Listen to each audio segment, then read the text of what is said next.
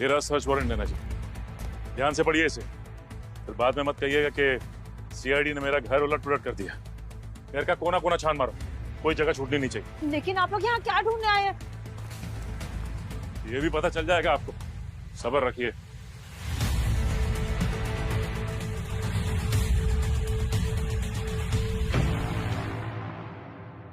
Sir मैंने तो madam को फोन पर सब बता दिया था, कैसे वो वेद बर्फीले तूफान में गुम हो गया था। मेरे पास कुछ न्यूज़पेपर कटिंग्स भी है उस दिन की, ये देखिए जिस दिन एक्सीडेंट हुआ। ये सब ठीक है। आप लोग यहाँ पे ग्रुप की फोटोज लेते हैं ना कैंप में? हाँ सर लेते। तो वेद की 3 सितंबर 2004 की ग्रुप फोटो दिखाइए। सर अब इतना पुराना 20 साल पुराना कहाँ से मिलेगा सर? है सर, पुराने एल्बम में मिल जाएगी। चुप कर, मुझे कुछ पता भी है सर, इसे कुछ नहीं पता। 1 मिनट, फोटो लेके आओ। जी सर, ये रही सर।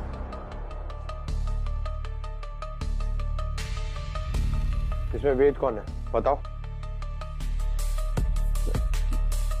ये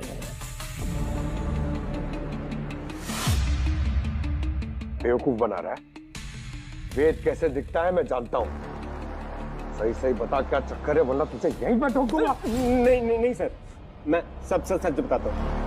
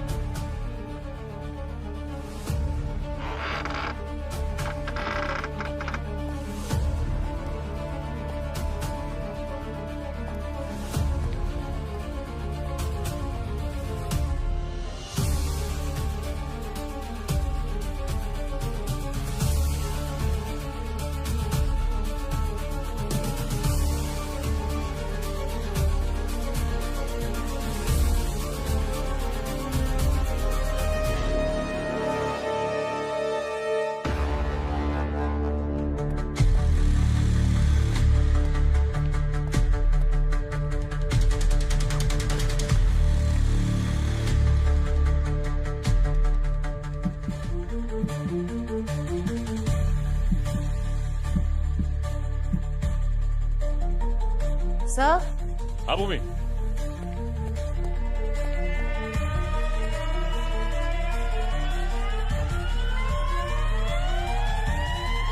डेफिनेटली यहाँ कुछ है।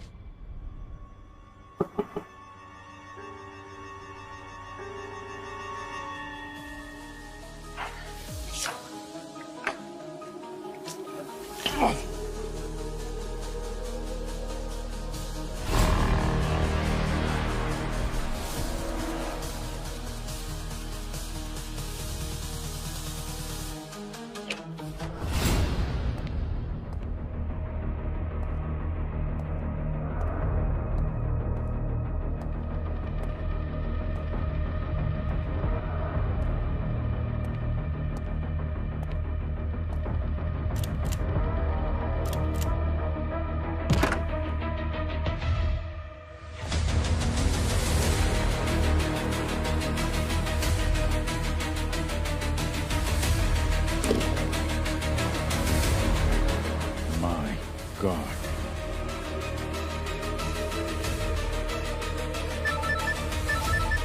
हाँ पंकज। सर यहाँ वेद की सारी एंट्रीज फर्जी है। यहाँ पर वो कभी पैराग्लाइडिंग करने आया ही नहीं था। आता भी कैसे? 20 साल से तो ये यहाँ फ्रीजर में जो पड़ा हुआ है, देविका के बेसमेंट में।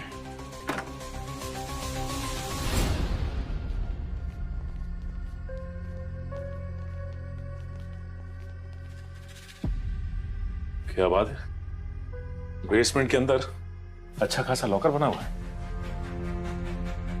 नैना जी, आप इस डिजिटल लॉकर का पासवर्ड देंगी या फिर इसके लिए भी हमें ही काम करना पड़ेगा?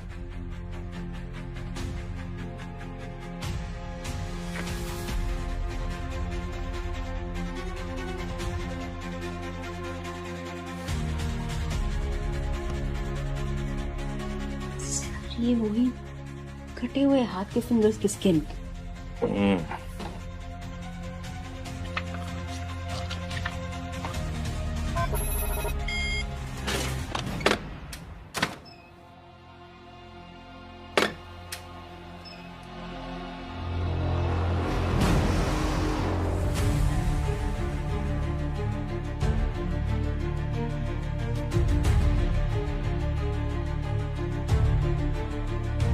इतना सारा सोना?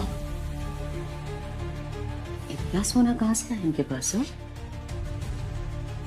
ये तो अब नैना जी बताएंगी गिरो चलकर। वैसे भी इनकी फैमिली का गेट टुगेदर जो रखा है वहां पे। लेकिन इतना सारा सोना आया कहाँ से आपके पास? पापा अपनी सारी ब्लैक मनी को गोल्ड में कन्वर्ट करके वेद के नाम छोड़ गए थे। वेद के गायब होने के बाद मैंने बहुत कोशिश करी और डिजिटल सेफ को खोलने की, लेकिन वो सिर्फ वेद के फिंगरप्रिंट से ही खुल सकती थी। और जब उस दिन वेद की लाश को शोरूम में देखा तो मुझे मौका नजर आया। हाथ काटने किसको भेजा था? सैनिटाइजर कंपनी के वर्कर को। ऐसे कैसे? हमने तो उनसे पूछा था, उन्होंने तो साफ मना कर दिया था। झूठ बोला उन्होंने। मैं उस कंपनी में 80% की शेयर होल्डर हूँ, बेसिकली ओनर। वो मेरी बात टाल ही नहीं सकते। पैसे की लालच आदमी को कितना गिरा देती है। रिश्ते नातों की कोई अहमियत नहीं है तुम्हारे लिए। और आप दोनों को तो इनकी तरह सोना भी नहीं मिलने वाला था, ना पैसा। तो वेद को मारने की वजह? प्यार जो मुझे चाहिए था। वेद से मेरी शादी तो हो गई थी, तो मुझे प्यार नहीं मिला था। शादी के 1 साल बाद मेरी मुलाकात अभिषेक से हुई। मुझे ऐसा लगा शायद मुझे यही चाहिए। यार तो मुझे भी हो गया था देविका से, लेकिन एक बात की सिक्योरिटी थी कि अगर मैं देविका से शादी कर लेता हूं तो जो भी दौलत इसे मिलने वाली है मैं भी उसका मालिक बन जाऊंगा। लेकिन तभी वेद भाई साहब को हमारे प्यार के बारे में पता लग गया और इसीलिए उन्हें रास्ते से हटाना बहुत जरूरी हो गया था।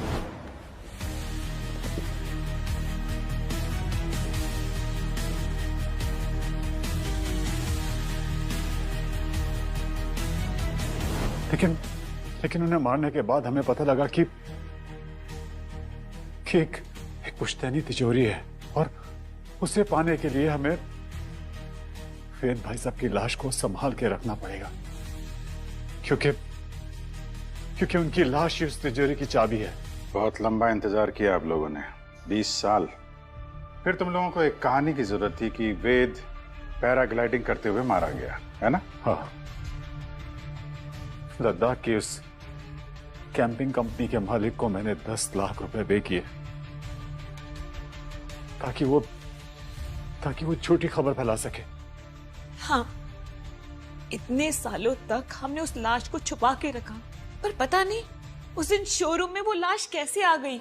उसे अयान लेकर आया था।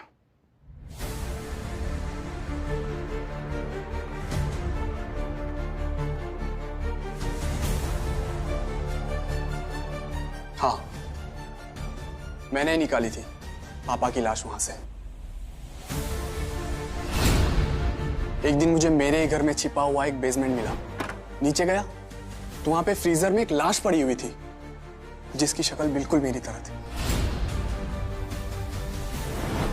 फिर मैंने इन दोनों को एक्सपोज करने के लिए विक्की की मदद से पापा की लाश को शोरूम तक पहुंचाया।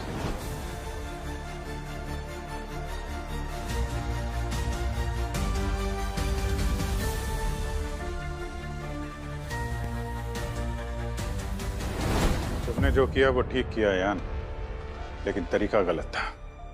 तुम्हें सीधे पुलिस के पास जाना चाहिए था। जिसने मेरे पापा को मार दिया वो मुझे क्या छोड़ते? अपनी पावर का गलत इस्तेमाल करके मुझे भी मरवा देते ये लोग। और मुझे पता था अगर सीआईडी इस केस में इन्वॉल्व हो गई तो ये दोनों बिल्कुल नहीं बच पाएंगे।